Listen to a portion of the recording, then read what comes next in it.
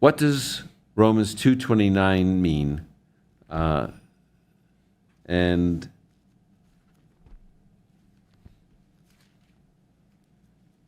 I'll read you Romans 2:28 and 29 and talk about what it means. Romans 2:28 and 29 are the verses that are commonly spoken. Here it says, "For a person is not a Jew who is one outwardly, and true circumcision is not something visible in the flesh. On the contrary, a person is a Jew who is one inwardly, and circumcision is of the heart, by the Spirit, not the letter. That man's praise is not from men, but from God." Now, some people want to say, and this is pretty much rejected by almost even those who are replacement, it's the idea, some people want to say that this is expanding the meaning of Jewish. What is a Jew? It's someone who believes in Jesus and has a circumcised heart, and therefore the physical Jewish people are no longer Jewish, but only Christians are really the true Jews. And so it's an expansion of the meaning of Jewish to include Gentile Christians. Most people reject that interpretation, even people who hold to replacement theology. What does it mean? It is not an expansion. It is actually a narrowing.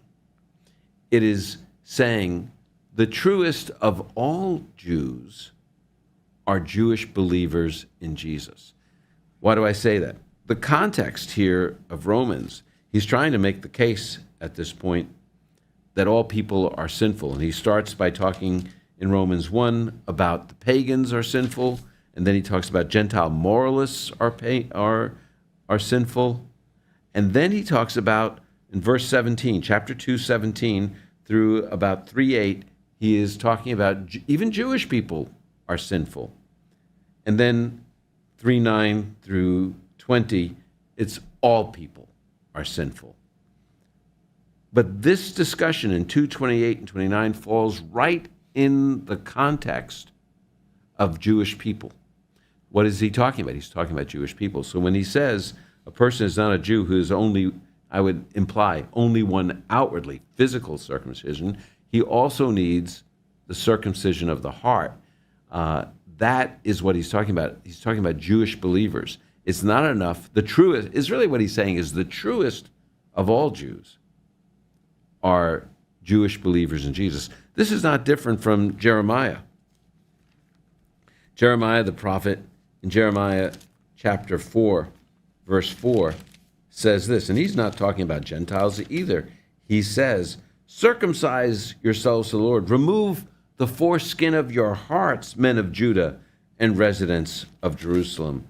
In chapter 6 and verse 10, he says of Judah, "Look, their ear is uncircumcised, so they cannot pay attention. See, the word of the Lord has become contemptible to them." He is saying of these Jewish people that their ears are uncircumcised. And then he also says it in Jeremiah 9 and verse 25. It says, "The whole house of Israel is uncircumcised in heart." So what is he talking about? He's talking about, just as he did in Romans 11, what Paul says, that there's a remnant according to God's gracious choice, a small portion of all of Israel that has had fulfilled in them everything that God intended for Jewish people.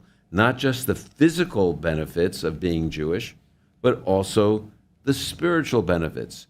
The truest of all Jewish people are those who are both physically circumcised and spiritually circumcised.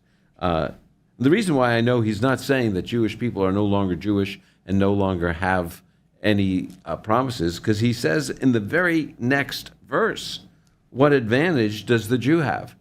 So he seems to think there still are Jews. What is the benefit of physical circumcision? He says, considerable in every way. They were entrusted with the oracles of God. What then if some don't believe? Will their unbelief cancel God's faithfulness? And the answer is, even if they don't believe. What if some don't believe? Will that mean God won't be faithful? Of course not. He says, absolutely not. God must be true.